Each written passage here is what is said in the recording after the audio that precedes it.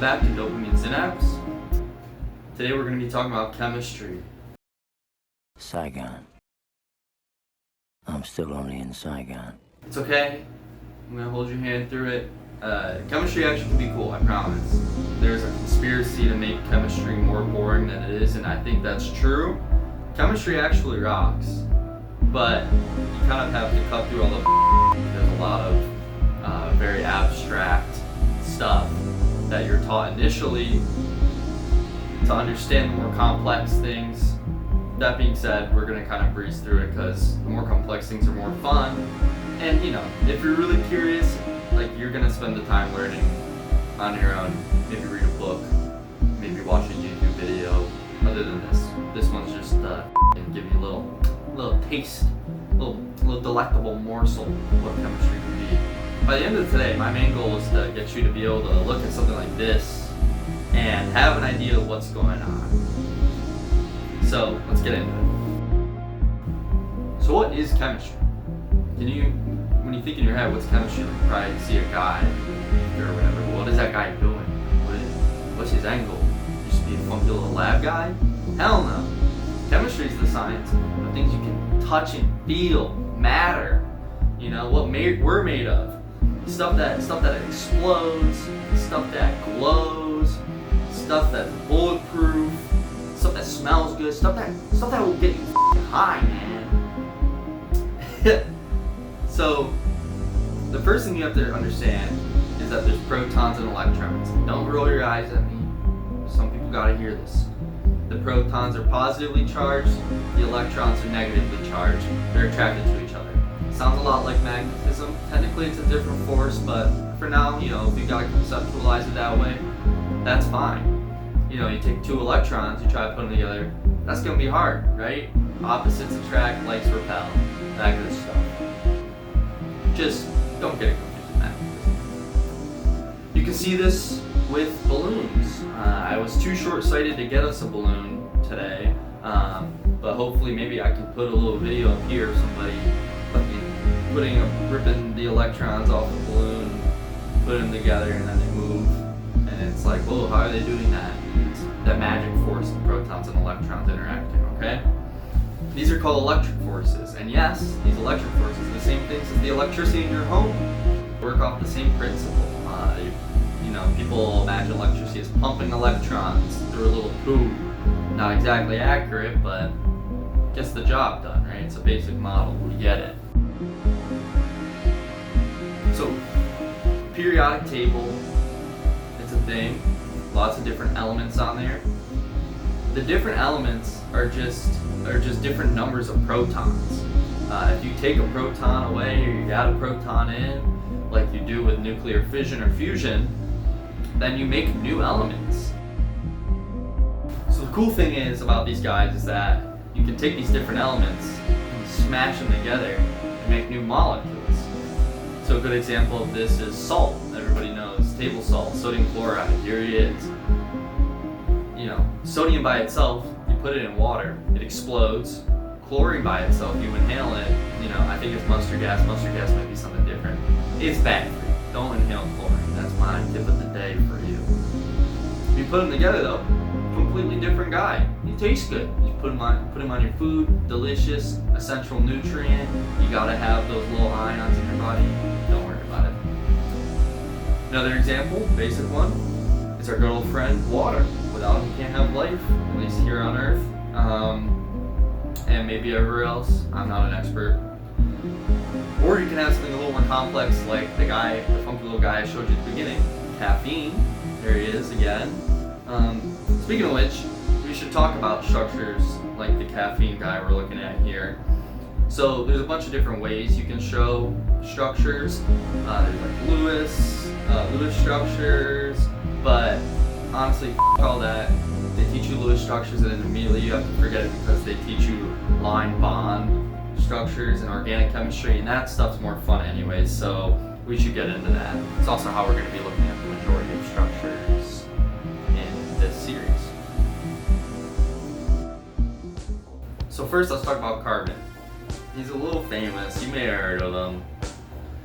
It's the most abundant element in our universe, actually. It makes up the holy smokes. It makes up the majority of most organic molecules or material. So the thing about carbon is that he wants 4 bonds. Why that is, I'm not going to get into it. You can figure it out at your own interest. So here's a little, this is a methane guy. Black sphere in the middle is carbon. These little guys that are hanging out here are hydrogen. We'll get the hydrogens. But you can see he's got 4 of them. 3 here, 1 there, yeah? See all 4? Look at that, beautiful. Carbon likes to make 4 bonds. He's always gonna make 4 bonds.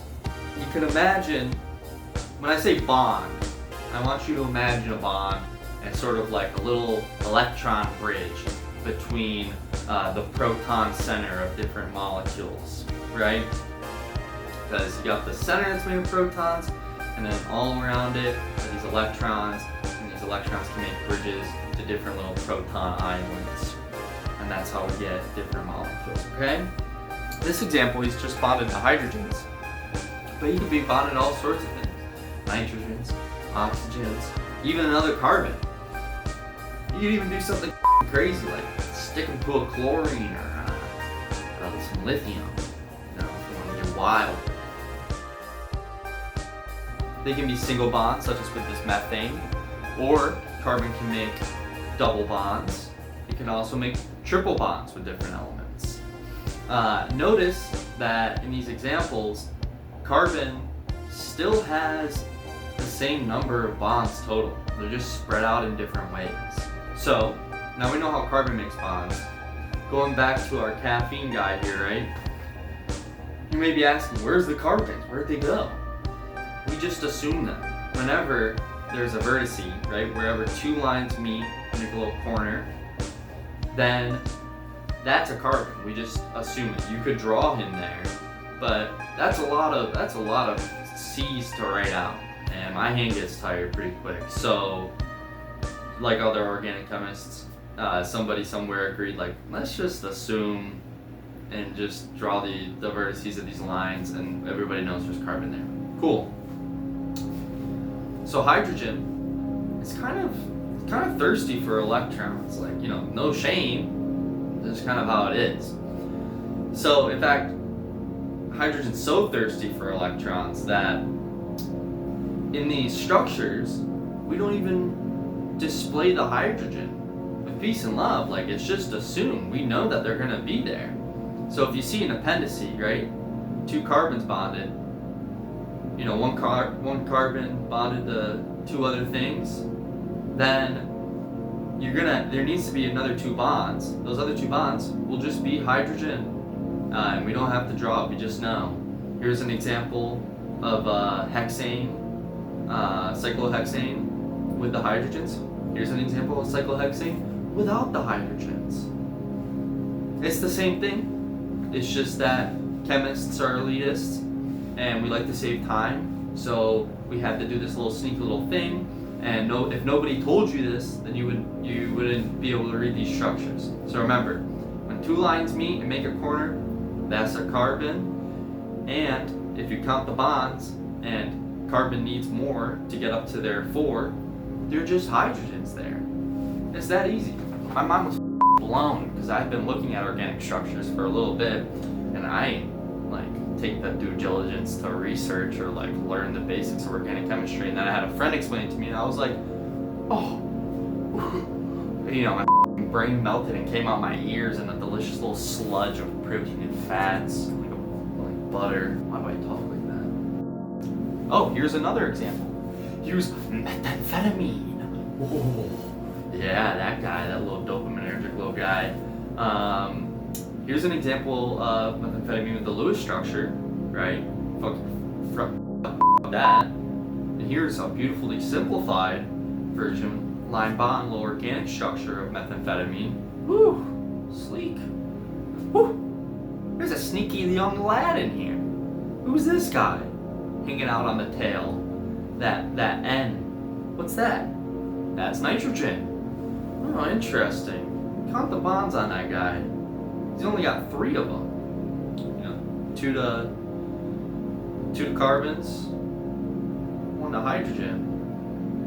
What's up with that? Different elements, like to make different bonds. Alright?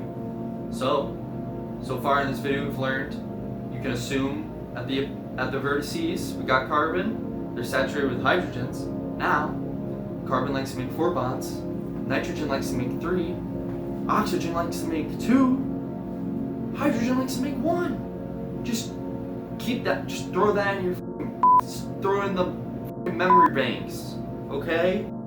This last thing I want to go through is polarity, and this might be a jump in difficulty, but we're gonna get through it. So, polarity. Just like your coworkers, different elements can be more or less negative on average given the day, right?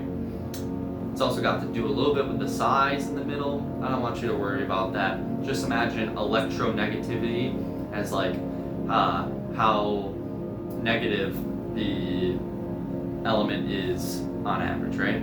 So you take something like methane, who he's symmetrical, right? Everything's spread out fine, and the difference between hydrogen and carbon's electronegativity values is there's not much difference. There's no region of methane that is more or less electron rich or electron dense. Take that in contrast with water. In water you have an oxygen and 2 hydrogens. Oxygen is very electronegative, while the hydrogens are the opposite. They don't have a lot of electrons. In fact, they're begging for them. They say, please give me electrons. For that reason, you get a polarity to the molecule. The oxygen makes a super electron dense region, and these poor hydrogens are just, they're not electron dense, they're electron poor, and because of that, sort of all the electronegativity is shunted up towards that oxygen. People display this in really beautiful heat maps. Here's one. This is water, and on the other side we'll put methane, right? So the more red here, it's more electron dense, more electronegative, right? See how there's a gradient in polarity? Here with methane, there's not much of a difference between anyone. They're just chilling. So that means that water over here is polar, while methane over here is non-polar. This is why water doesn't mix in oil. What? Yeah, it's not the density. The density is just determined who goes on top and bottom. What it really is the electron distribution throughout the molecule. Oils are very egalitarian. They spread the electronegativity all around, and therefore they don't have hot pockets of more electron-rich regions. Where water, that oxygen is super greedy. He's some oligarch at the top and is taxing the poor hydrogen serfs. And for that reason, now you have a polar molecule, and they don't mix together. When it comes to polarity, it's important to remember, likes dissolve likes. You take gasoline and oil, you could probably get them to mix pretty good. You take water and alcohol, and they'll mix pretty good. But either or, there's like some degree of wiggle room. There's a whole spectrum of polarity, and certain things dissolve in certain things. That's why there's different solubilities, yeah. But just want you to remember, likes dissolve likes. So going back to the things we gotta remember today, in organic structures, a vertice is a carbon, and if he doesn't have 4 bonds displayed, you assume the rest are hydrogen.